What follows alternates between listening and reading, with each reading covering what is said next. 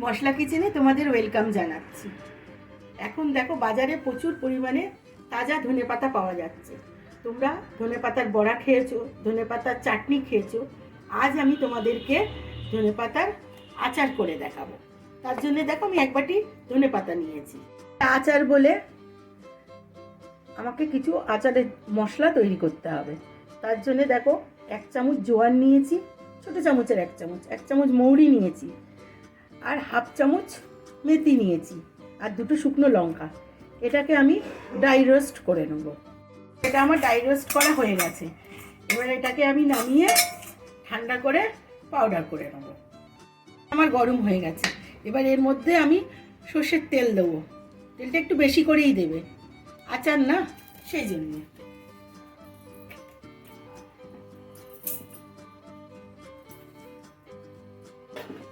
এবার এর মধ্যে অল্প সর্ষে ফোড়ন দেবো।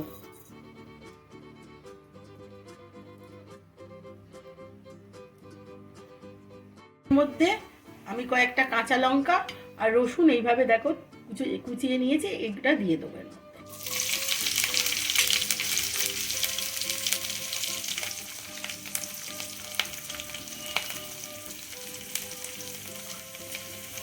এটাকে আমি 1 মিনিট পর্যন্ত ভাজবো। পাতাটা দেবো। আমি গ্যাসের ফ্লেমটা কমিয়ে দেবো।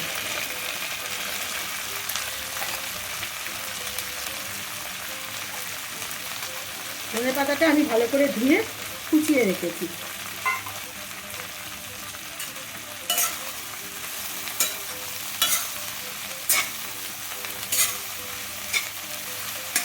এটাকে আমি 1 মিনিট এইভাবে নাড়াচাড়া করব। 1 মিনিট নাড়াচাড়া করা হয়ে গেছে। এবারে স্বাদ অনুযায়ী নুন দেবো।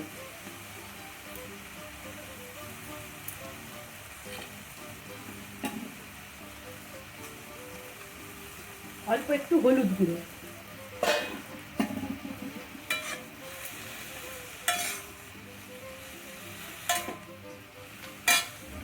এবার এটার মধ্যে আমি খানিকটা তেঁতুল ভিজিয়ে রেখেছিলাম, সেটাকে ভালো করে ম্যাশ করে তার জলটা দিচ্ছি। টক মিষ্টিটা তোমরা তোমাদের পছন্দ অনুযায়ী দেবে।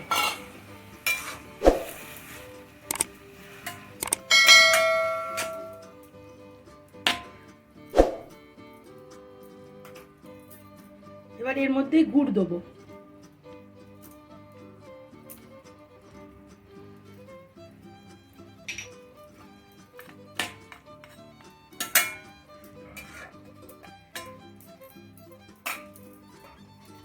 এবার গ্যাসের ফ্লেমটা মিডিয়াম করে ঢাকা দিয়ে 2 মিনিট হতে দেবো, যাতে ধনেপাতাটা একটু নরম হয়ে যায়।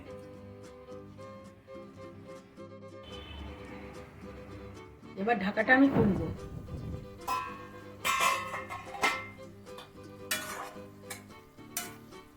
এবার এর মধ্যে এই আচারের মশলাটা দিয়ে দেবো।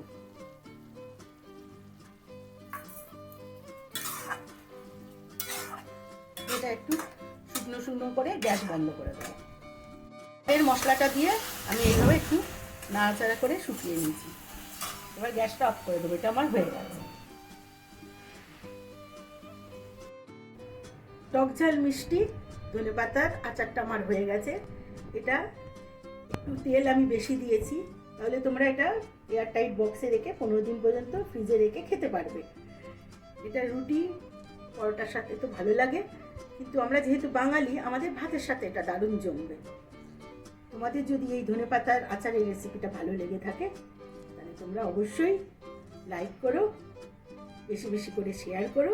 আর যারা এখনও আমার চ্যানেলটাকে সাবস্ক্রাইব করোনি, তারা অবশ্যই আমার চ্যানেলটাকে সাবস্ক্রাইব করো। ভিডিওটা দেখার জন্য তোমাদেরকে ধন্যবাদ।